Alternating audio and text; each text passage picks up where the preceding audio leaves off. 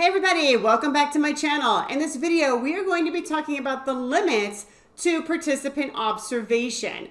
Now, the limits to participant observation can depend on what type or degree of participant observation you are engaging in.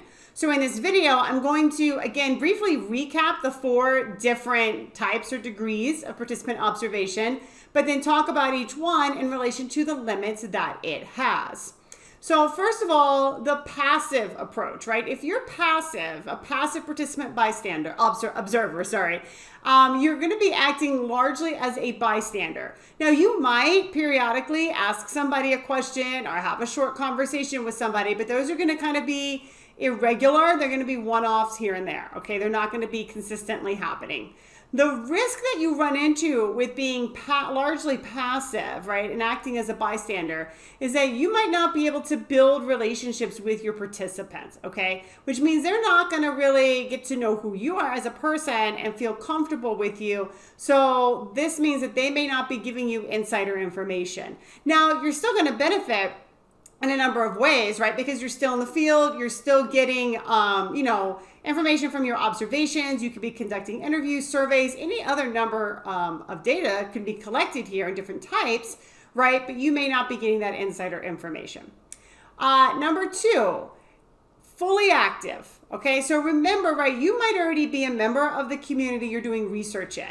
And you might already be a full participant and decide, I now want to engage in a research study in this community of which I am a member. All right, now the problem with that is you may not be able to remain easily objective, okay? Because you're already, right, you're native to that community, right? Everything is kind of normal for you. Things may not stand out as being problematic or confusing or whatever. So you may have a hard time remaining objective.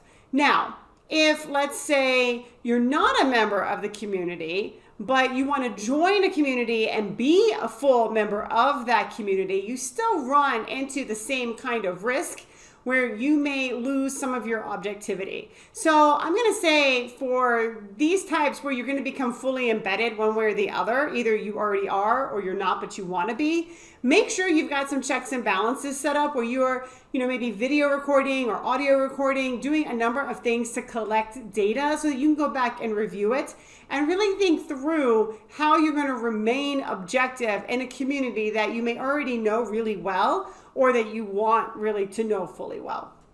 And then finally, we've got that moderate level of participant observation where you're finding this balance. Sometimes you're a bystander, right? Sometimes you're very passive and you're, off in your corner taking notes and you're just observing and you're not interacting in any way, shape, or form. But other times you might participate in activities, you might have conversations, discussions, etc. This method doesn't really have a whole lot of drawback, okay? Because you're not so embedded that you lose your objectivity. That's not a huge risk here.